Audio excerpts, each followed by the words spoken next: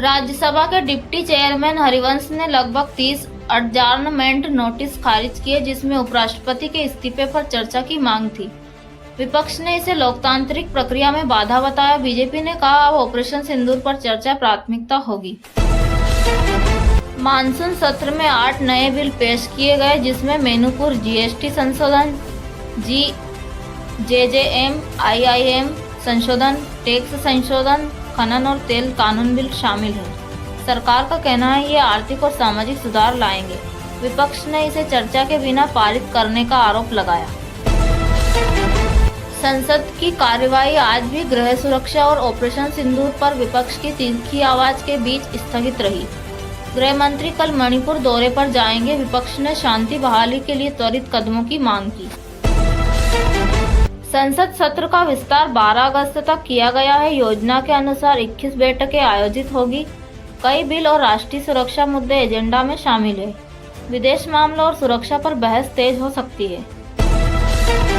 Congress, AAP, SIR संबंधित बहस और वोटर रोल संशोधन जैसे मुद्दों पर विपक्ष एकजुट दिखा, जबकि बीजेपी ने चर्चा टाल दी। विपक्ष प्रदर्शन जारी रखेगा। सरकार कहती है चर्चा खुले मन से होगी। बेरामूला के सांसद इंजीनियर राशिद को संसद सत्र में शामिल होने के लिए 21 जुलाई से 4 अगस्त तक पैरोल मिली। इन्होंने संसद में अपनी आवाज देने के लिए धन्यवाद दिया। ये राजनीति और न्याय प्रक्रिया में एक संवेदनशील घटना मानी जा रही है। संसद में उपराष्ट्रपति की अचानक इस्तीफे पर बहस का रास्ता अवरुद्ध हुआ। विपक्ष ने इसे लोकतंत्र पर आघात बताया। इसी बीच चुनाव आयोग उपराष्ट्रपति चुनाव की तैयारी में जुट गया। संसद की कार्यवाही आज भी ऑपरेशन सिंदूर और वोट थेफ्ट आरोपों की गूंज से चल रही है। विपक्ष इन मुद्दों पर केंद्र को मुखर जवाब देने के लिए कह रहा है।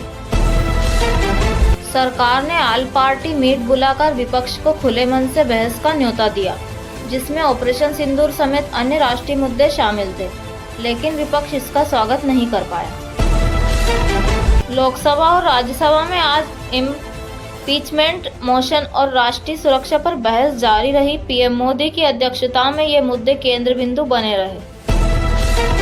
सोना आज 10 ग्राम 98,944 तक नीचे आ गया। सोना एमसीएक्स पर 1,09,000 से लेस, चांदी 1,16,700 प्रति किलोग्राम पर रिकॉर्ड पर।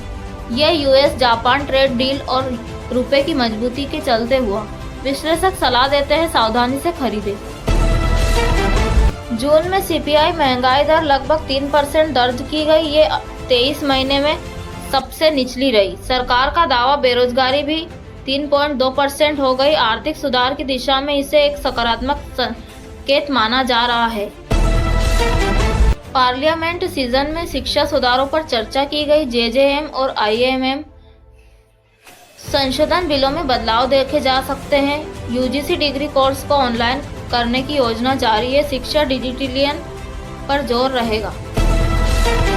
संसद में पहल, भारत यूके एफटीए और इंडो जापान सुरक्षा सहयोग पर चर्चा सामान्य गतिशीलता में रहती दिखी। यह वैश्विक रणनीतिक साझेदारियों का हिस्सा है। विदेश मंत्रालय ने इसे रणनीतिक मजबूत केंद्र मान रहा है। दिल्ली और एनसीआर में मानसून अभी भी सक्रिय। हल्की बारिश मौसम विभाग का पूर्वानुमान है। ये बाढ़ प्रबंधन और जल संग्रहण के लिए राहत भरा है। कृषि और बागवानी को इससे लाभ मिल सकता है। चेन्नई में अब तक 522 डेंगू केस दर्ज, पिछले साल की तुलना में भारी वृद्धि। स्वास्थ्य विभाग नियंत्रण में जुटा। साफ सफाई अभियान और फॉगिंग तेज की गई। जनता से जल जमा न होने देने की अपील बार बार दोहराई जा रही है। भारत में कोई बड़ी दंगों की सूचना नहीं है। हाल ही में सांप्रदायिक या राजनीतिक झड़पें नहीं हुई। स्थानीय प्रशासन सतर्क है, लेकिन फिलहाल स्थिति शांत है। इन दिनों सामाजिक शांति बनी हुई है। बॉलीवुड की खबरों में कोई बड़ा ट्रेंड नहीं। राहुलियन की रिलीज ट्रेंडिंग जारी, लेकिन कोई नई घटना सामने नहीं आई। फिल्म के टीजर और बज पहले ही चर्चा में है। आज किसी बड़ी रिलीज की खबर नहीं है। इसरो ने Gaganyaan service module propulsion system का हॉट टेस्ट पूरी तरह सफलतापूर्वक किया। इससे मानव मिशन की दिशा मजबूत हो रही है। समारोह अगले चरण यानी ऑर्बिटल टेस्ट की ओर बढ़ रहा है।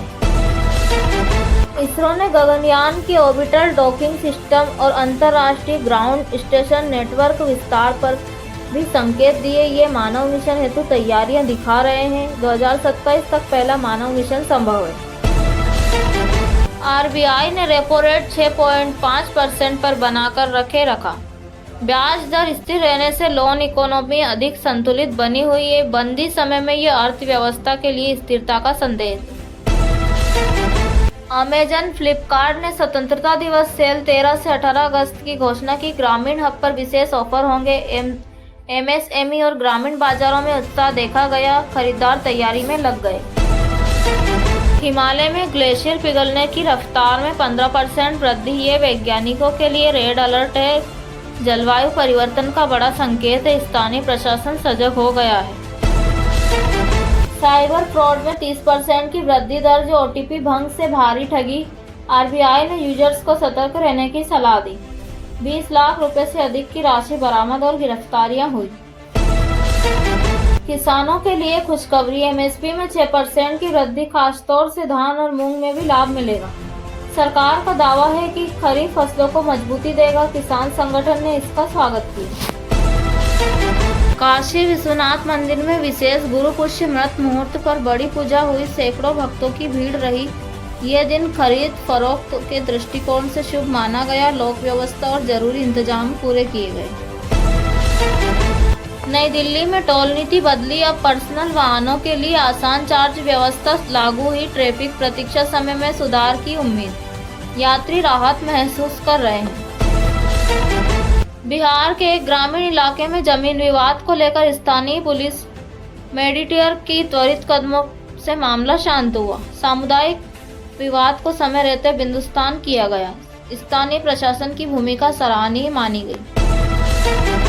आज कोई प्रमुख खेल प्रतियोगिता नहीं हुई। भारतीय क्रिकेट या एथलेटिक्स में बड़े अपडेट नहीं आए। टी गांव यंग खिलाड़ियों को आगे बढ़ने में निरंतर अवसर मिल रहे हैं।